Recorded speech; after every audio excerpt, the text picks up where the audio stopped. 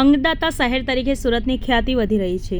ત્યારે 24 માર્ચ 2024ના રોજ સવારે 10 વાગે પોતાના બાળકોને ટ્યુશનમાંથી મૂકીને પિનલબેન ઘરે આવ્યા હતા અને ઘરે આવતા જ સાસુને ફરિયાદ કરી હતી કે મને મારી તબિયત ઠીક લાગતી નથી।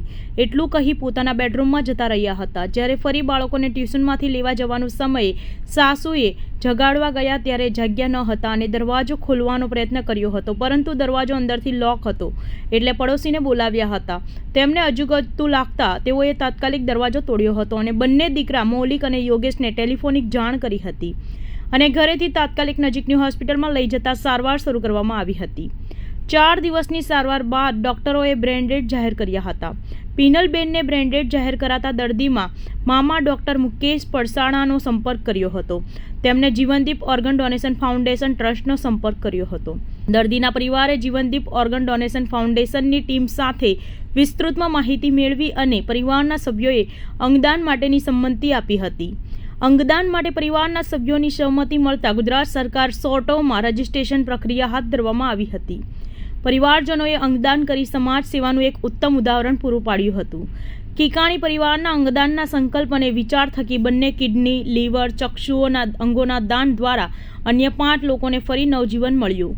લીવર અને બંને કિડની અમદાવાદ અને બંને ચક્ષુઓનું દાન લોક ટ્રસ્ટી ચક્ષુ બેંકના ડોક્ટર પ્રફુલભાઈ સિરોયા દ્વારા સ્વીકારવામાં આવ્યું હતું। જીવનદીપ ઓર્ગન ડોનેશન ફાઉન્ડેશન દ્વારા 12મું અંગદાન કરવામાં આવ્યું હતું।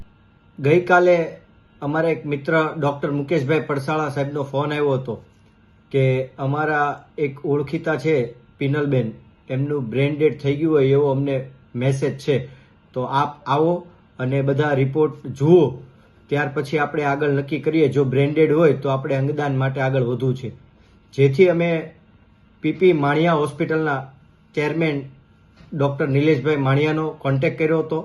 એમને રાત્રે 2 વાગે જ એમની સમગ્ર ટીમ છે એમને બોલાવી અને પેશન્ટ માટેના જે વિશેષ રિપોર્ટોની તપાસ કરવાની થતી હોય એ કરાવડાવી અને ફાઇનલ થયું કે આ પેશન્ટ બ્રેન ડેડ છે, એટલે એમના અંગોનું દાન કરવા માટે પરિવારજનોને રાત્રે 2:30 વાગે જ સમજ આપવામાં આવી અને એ લોકો એગ્રી થયા। એટલે આ પિનલબેન, જેમની ઉંમર 28 વર્ષીય છે, તેઓનું અંગદાન થયું। આ સમગ્ર પ્રક્રિયામાં એમના પતિ મૌલિકભાઈ, એમના ભાઈ યોગેશભાઈ, એમના મામા પ્રદીપભાઈ અને બીજા જે છે એમના નાના મામા, એમનું નામ છે ડૉક્ટર મુકેશ પડસાળા સાહેબ, એમનો સૌનો સંપર્કથી, સૌના સાથ સહકારથી આ અંગદાન સફળ થયું હતું।